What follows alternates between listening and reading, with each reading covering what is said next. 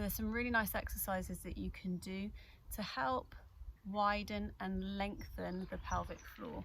So if you think about the anatomy again, so we're going to look at the hammock of the pelvic floor, sit bones at the sides, did that last time too, didn't I? Coccyx at the back, and then pubic bone at the front, and you've got this length and breadth of the hammock of the muscles there. So when you have a overworking pelvic floor and it feels like it's contracted, sometimes you have a postural change, so your tailbone can be slightly tucked under, and if you think about it, you'll feel a squeeze almost from pubic bone to sit bones and from side to side inwards, and it feels like the muscles become shorter. So these exercises are designed to go the other way, opening pubic bone and tailbone and giving you some more breadth and length to the tissue. So I'd like to start with the breath. Go back to my video I did on the breath, but thinking about your belly breathing, and last time I put a band around my waist to just help get the sensation of your breath going into your belly and into your rib cage to expand forwards and out to the sides. So if you sit up nice and tall, the first thing, just go into your belly breathing to start relaxing the pelvic floor. Shoulders are relaxed, and as you inhale, you feel the pelvic floor relax down, and as you exhale, it slightly lifts. So start doing some belly breathing to get the relaxation of the pelvic floor and really sense that descent, the lowering of the pelvic floor as you breathe. So we'll just go into some exercises. I want you to lie on your back. And then we're just going to bring one knee up towards our chest, but actually it comes up towards our armpit a little bit more, almost wants to come up on a slight diagonal. And breathe deep breaths into your pelvic floor. Feeling that relaxation and almost that, I want to say, separation of the bones, pubic bone and sit bones and coccyx, the tailbone. On your inhale, they feel like they get wider. You can hold it there for a moment. You could even rock forwards and backwards and out to the side. And then switch over to the other side. And then after you've done the other side, you can take both together, knees up towards your armpits. You could hold onto your ankles and push your thighs away from you to open up. Open up through the pelvis, open up through the thighs, and again, breathe. And as you breathe in, this is a really nice position to feel that descent of the pelvic floor, the relaxation of the pelvic floor.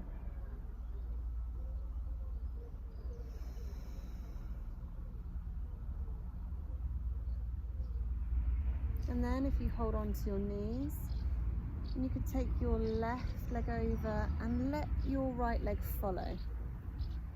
Take your right leg back and let your left leg follow. And you could just repeat this as many times as you want to, or do this as a whole flow of exercise.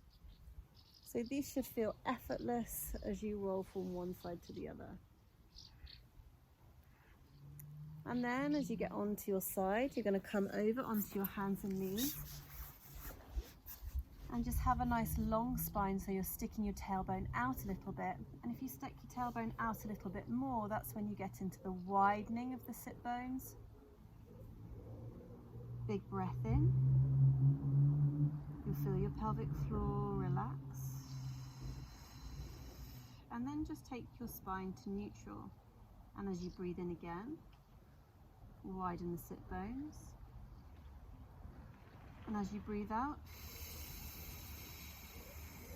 take your spine into neutral, and again, inhale, widen the sit bones, and take your spine back into neutral. On your exhale, take your knees nice and wide, sit your sit bones back onto your heels, And that's opening the pelvis in exactly the same way. You might want to reach out in front of you to get some length through the spine, or you can stack your fists one on top of the other and pop your head down on your fists. And again, breathing into your lower back and your pelvic floor. As you breathe in, you'll feel the relaxation through the pelvic floor. Now, another nice position to feel the relaxation of the pelvic floor is in a deep squat position. If you have a prolapse, this might not be comfortable, so just stick with the other exercises. But if you can sit down right onto your haunches, you can hold onto something in front of you if you feel like you can't get down quite so low, or pop something underneath your heels to allow that deep seat. And again, just breathe into your pelvic floor.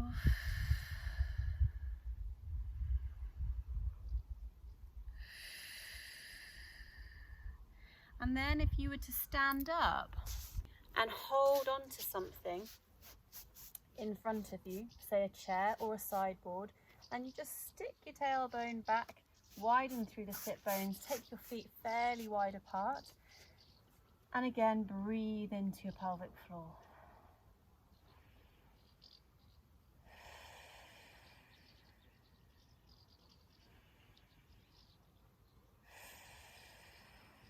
Spine's nice and long.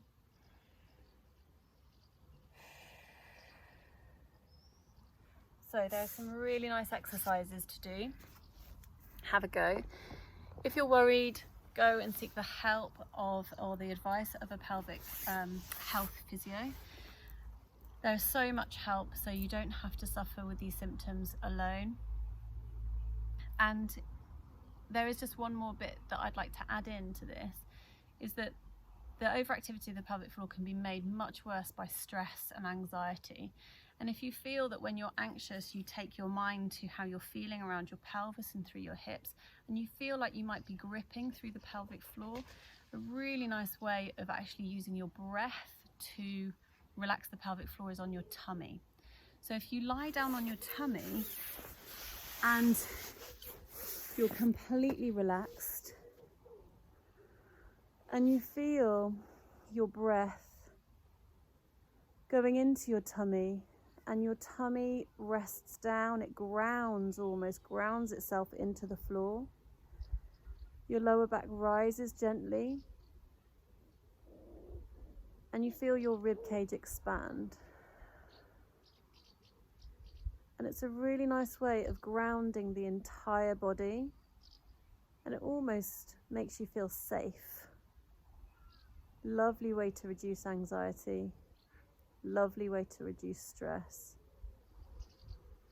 Deep breaths into your belly, and you can feel that relaxation in the pelvic floor on your inhale.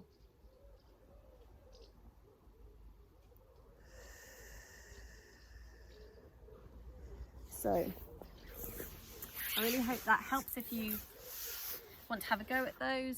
If this is a condition that you think you might struggle from. Sorry, that bird just flew out and I thought it was going to come towards me. Yes, I hope it was informative.